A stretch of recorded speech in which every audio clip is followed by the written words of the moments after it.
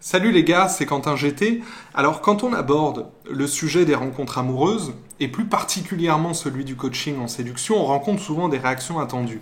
Beaucoup de gens considèrent ça complètement ridicule. Il y a ceux qui estiment que la drague, c'est un truc has-been, un truc de loser, ou même encore les hommes que moi j'appelle des compétents inconscients, c'est-à-dire ces hommes qui ont intégré naturellement les codes d'une séduction naturelle par le biais, par exemple, d'un apprentissage personnel ou d'une certaine éducation, et qui estiment par conséquent que ça ne s'apprend pas, ce qu'il faut, bien entendu, et ce sont les mêmes, généralement, qui répètent aux uns et aux autres « Non mais sois toi-même, arrête de réfléchir, te pose pas de questions, fonce, va la voir », et autres conseils finalement inapplicables pour un homme introverti qui ne sait précisément pas ce que ça signifie être authentique avec une femme et qui doit l'apprendre.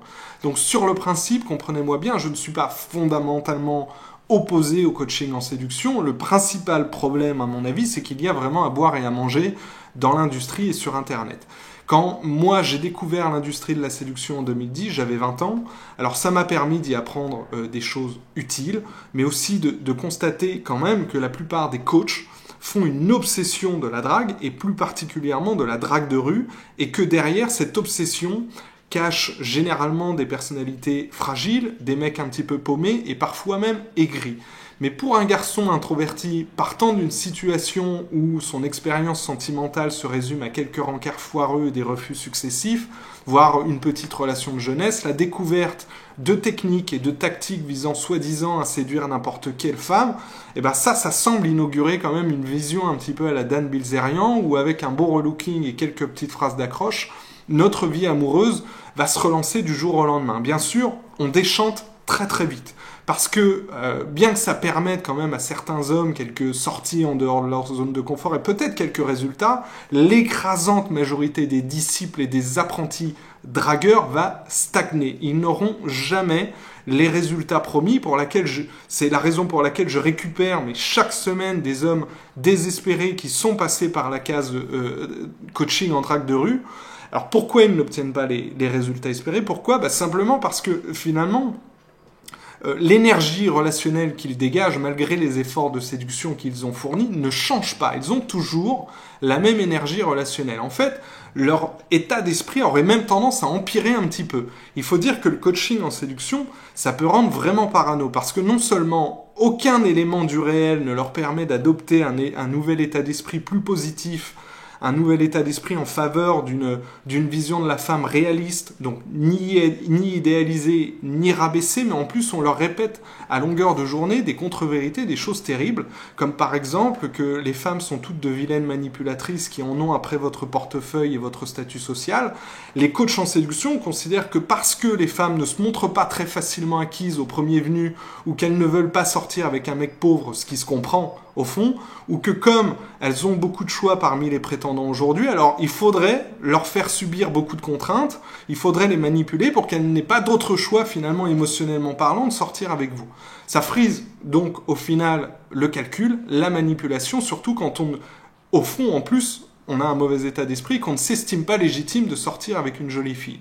Et quand un mec, généralement issu de la communauté Red Pill, biberonné aux vidéos de séduction, vient me parler pour m'apprendre mon métier, je remarque que malgré son inexpérience, ou parce que ces techniques ont peut-être marché sur quelques âmes innocentes, il est convaincu, ce mec-là, qu'il détient la vérité secrète par rapport à ce que veulent vraiment les femmes, et que finalement la gente féminine représente un espèce de bloc monolithe et homogène, qu'elles sont toutes pareilles.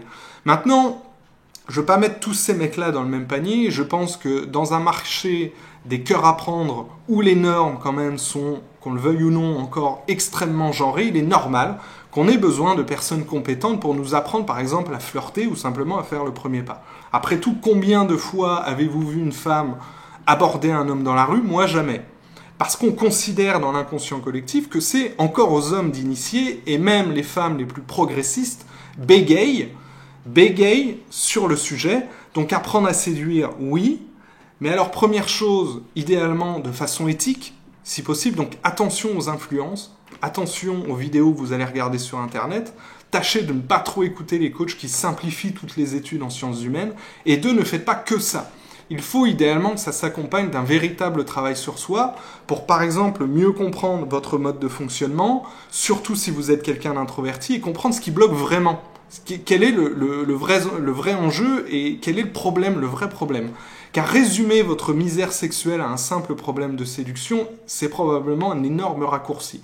Donc si vous n'élargissez pas un petit peu votre travail de développement personnel, vous allez probablement faire ce que j'ai fait dans le passé, c'est-à-dire vous construire un masque social pour plaire en faisant un copier-coller de comportements ou de techniques de drague, soi-disant universelles, en vous construisant finalement de la valeur uniquement autour de vos résultats amoureux. Je suis tombé encore une fois dans ce piège-là et j'ai mis vraiment beaucoup d'années, beaucoup de temps à me reconnecter à mon authenticité à cause de cette longue sortie de virage.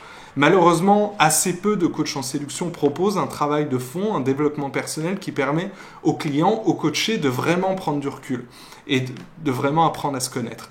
Voilà, c'est tout pour aujourd'hui. J'espère que la vidéo vous a plu. Si vous voulez connaître une méthode subtile pour vous faire remarquer par les femmes qui vous plaisent sans changer votre vraie nature, allez sans attendre cliquer sur les liens dans la description, vous allez trouver votre bonheur. Ciao.